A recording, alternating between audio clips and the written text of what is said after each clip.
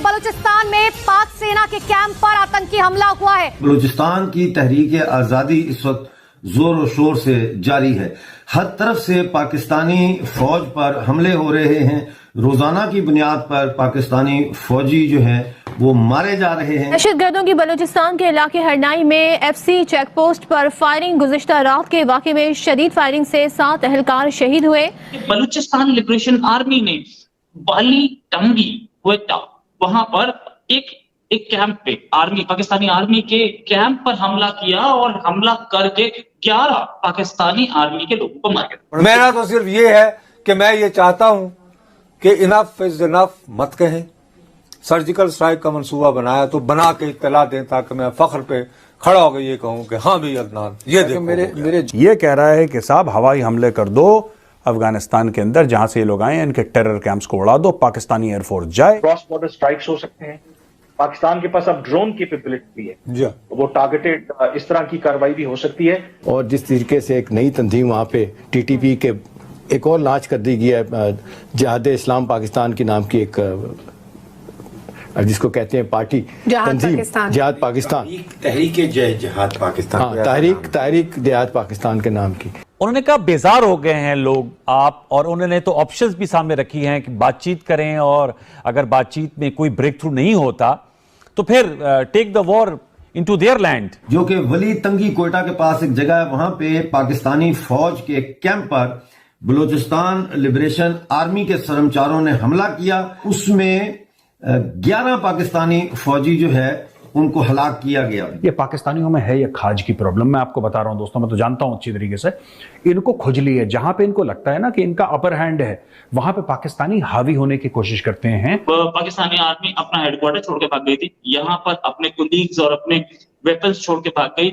सारे के सारे वेपन्स जो हैं वो BLA के हाथ में पड़ चुके हैं। 2 पोस्ट जो थी उनको मुकम्मल तौर पर बलोचों ने तबाह कर दिया और पाकिस्तानी फौज के जो बाकी लोग थे वो कैंप्स छोड़ के भाग गए, लाशें भी वहीं छोड़ के भाग गए। अब पाकिस्तान बोलता है हम अफगानिस्तान के ऊपर हमला करेंगे। तुम्हारी औकात है, दम है तुम्हारे अंदर, तुम इतने बड़े टट्टे हो कि तुम अफगानिस्तान के ऊपर हमला करोगे, दम है तो करके देखो। आपको G20 कॉन्फ्रेंस के अंदर नरेंद्र मोदी के इर्द गिर्द कहीं इंडियन आर्मी चीफ नजर आए, सवाल ही नहीं पैदा होता। एक प्रॉपर मुल्क है, फंक्शन कर रहा है। पाकिस्तान एक प्रॉपर मुल्क ही नहीं रहा इस मिलिट्री इंटरवेंशन की वजह से। आरजू, किसने कहा है कि हिंदुस्तान हमें दुश्मन मानेगा तो उससे हमें कोई फायदा होगा? हिंदुस्तान को दुश्मन बनाने का फायदा तो सिर्फ और सिर्फ पाकिस्तान आर्मी को है। जब तक इंडिया से दुश्मनी का चूरन बेचते रहेंगे तब तक डिफेंस बजट को जस्टिफाई करते रहेंगे।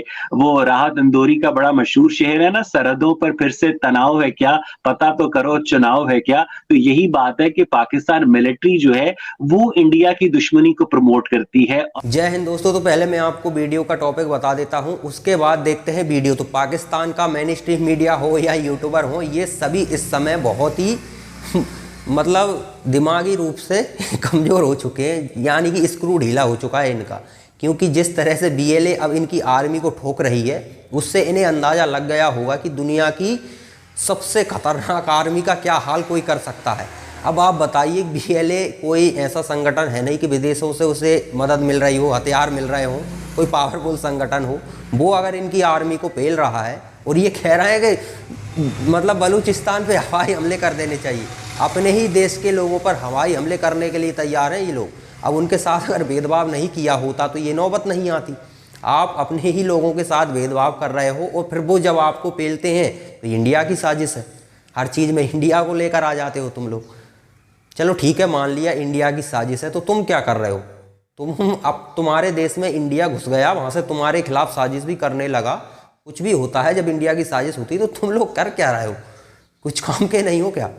तुम्हारी ये आर्मी कर क्या रही है? तुम्हारी खुफिया एजेंसी, दुनिया की सबसे बेहतरीन खुफिया मोसाद को भी पीछे छोड़ देती है। बातों में तो तुमसे कोई जीत ही नहीं सकता। इसी तरह की बातें करते हो तो भैया ये खुफिया एजेंसी को पता ही नहीं चलता, इंडिया आता है और साजिश कर लेता है तुम्हारे खिलाफ। ये TTP को हमने ही बिठाया होगा। ये जो आतंकी गली मोहल्ले में तुमने तैयार किए हैं वो भी हमने ही कहा होगा कि तुमसे कि ये आतंकी तैयार करो। तुम लोगों को पता भी नहीं है कि कुछ आतंकी संगठन पाकिस्तान में ऐसे हैं वो तुम्हारे कंट्रोल में ही नहीं है। उन्हें अमेरिका कंट्रोल करता है, कुछ और विदेशी ताकतें हैं वो उन्हें कंट्रोल करती हैं। तो ये इंडिया पे थोपने से कुछ नहीं होगा। मार पड़ रही है, उसे सुलझाना है तो या तो माफ़ी मांगो उन लोगों के साथ भेदभाव कर रहे हो उनसे, उनका मसला सुलझाओ। और ये मसला सिर्फ पाकिस्तान नहीं रहा, इंटरनेशनल इशू बन चुका है। तो अब तो तुम्हारे लिए बुरी खबर आने वाली है। तो चलिए पाकिस्तान का मीडिया किस तरह से विलाप कर रहा है वो देखते हैं। मेरा ये मैं मानने को तैयार नहीं हूँ कि जिनको हमने होस्ट करते रहे, जिन पे हमने तो इज्जत उन्हें कहें कि आइए बिस्मिल्लाह कीजिए, ऐसा करें, आप ऐसा करें, चूंकि आपका शुगल है, आपको जिहाद की आदत हो चुकी है, आप उससे बाज नहीं रह जाते, तो अक्सर औकात सर वो शौक हमसे पूरा कर लिया करें। ये करें, क्या बात कर रहे हो तुम? मेरे जो बच्चे कल जो हैं भाई, वो जिन माओ के बेटे हैं उनका क्या कसूर है? आप उनको क्या ये नहीं, क्या वो हमने मरवाने के लिए रखे हुए हैं वहां पे? सो डिप्लोमेसी फेल होगी आपके। Diplomacy has failed there, I totally agree with Kamran.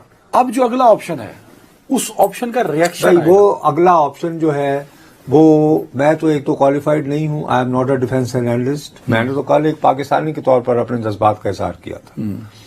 Hint किया है कामरान साहब ने सर्जिकल स्ट्राइक। सर्जिकल स्ट्राइक की बहुत सारी सूरतें हो सकती हैं, वो डिफेंस एक्सपर्ट्स जाने, उनका काम जाने। और मेरा ख्याल है कि अगर मुझे ऑथेंटिक खबर भी हो तो मुझे जब तक वो हमला ना हो तो मुझे रिवील भी नहीं करनी चाहिए स्क्रीन पे। ये तो यानी कि इंतहाई गैर जिम्मेदारी होगी ऑन माय पार्ट। मेरा तो सिर्फ ये है कि मैं ये चाहता हूं कि इनफ इज इनफ मत कहें। सर्जिकल स्ट्राइक का मंसूबा बनाया तो बना के इत्तला दें, ताकि मैं फख्र पे खड़ा होकर ये कहूं कि हाँ भाई अदनान ये देखो। मेरे जवानों की जो शहादत है, ऑफ कोर्स, मतलब देखें, हम एक ऐसे 25 जवान शहीद हो जाएं सर, ये बहुत बड़ा लॉस है बाबा। ये कोई एक वाकया नहीं हुआ ना, अब रिसेंटली देखो गिनवा दिए कितने। तुम्हें याद है वो बेचारे वो पुलिस वाले कितने, वो जिस दिन मस्जिद में को तकरीबन पेशावर वाले ऑलमोस्ट 100 थे यार, ऑलमोस्ट 100 यार। अच्छा, फिर हमारे आम शहरों गलियों मोहल्लों में तो क्या करते हैं? अटैक का जो ट्रैक था वो भी अफगानिस्तान से मिलता था, पेशावर वाले। तो मेरे भाई अब कब तक तुझको कितनों का लहू चाहिए? हाँ, ये बात तो है कि पाकिस्तान के जो यूट्यूबर हैं जो थोड़ा रियलिटी में बात करते हैं वो जरूर कहेंगे कि बलूचों के साथ गलत हो रहा है, लेकिन इनका पाकिस्तान का जो मेन स्ट्रीम मीडिया है, हालांकि वो मेन स्ट्रीम मीडिया वही कहेगा जो आर्मी कहेगी। तो मेन स्ट्रीम मीडिया को आप देखिए, पाकिस्तान का मेन स्ट्रीम मीडिया बलूचों को सीधा इंडिया से जोड़ रहा है। इंडिया की साजिश है, दुनिया को आना चाहिए, मतलब दुनिया आए और इंडिया पे दबाव डाले कि आप ये क्या कर रहे हो। तो भैया दुनिया को पहले आपको सबूत देने होंगे। दुनिया कैसे आ जाएगी? आप मान लीजिए किसी भी देश के पास जाते हो और उससे कहो कि बलूचिस्तान में जो भी हो रहा है वो इंडिया करवा रहा है, तो आपसे वो क्या कहेगा? एविडेंस दीजिए, आप कुछ सबूत तो होने चाहिए। इंडिया से भी बात करनी है, यूएन में भी हमें सबूत रखने पड़ेंगे। वहाँ जाकर पाकिस्तानियों की तरह करते तो नहीं लगेंगे, जज्बा है हमारे पास, जज्बे से कुछ होना जाना है नहीं। वहाँ पर सबूत रखने होंगे। सबूत तो तुम लोगों ने कभी दिए नहीं, लेकिन दूसरा देश तो सबूत रखेगा ना, उसे तो रखने पड़ेंगे। हाँ, तुर्की है, ऐसे कुछ देश हैं, अगर अभी भी उनका मती भ्रम है तो वो तुम्हारा साथ दे सकते हैं, वो भी बयानबाजी कर सकते हैं और कुछ होना जाना है नहीं, क्योंकि एविडेंस के नाम पर तो तुम्हारे पास कुछ होता नहीं है। बलूच हैं, जितने लोगों को तुम ये सिंध वगैरह 2-4 इलाके हैं, इन लोगों को तुम ठोक रहे हो, तो वो कुछ ना कुछ तो करेंगे ही करेंगे। उनके साथ आप भेदभाव कब तक कर सकते हो? एक सीमा होती है, स्वाभाविक है। अब आपके पास पैसा तक नहीं बचा, ना आपकी आर्मी के पास उतनी क्षमता बची है, तो आप पेले जा रहे हो, और पेले जा रहे हो तो फिर कह रहे हो इंडिया की साजिश है। तो फिर डबल स्टैंडर्ड मत रखो। अगर इंडिया की साजिश है तो मानो कि इंडिया तुमसे बहुत ज़्यादा ताकतवर है, ठीक है? या फिर ये प्रोपेगेंडा मत करो। दो काम एक साथ नहीं चलते।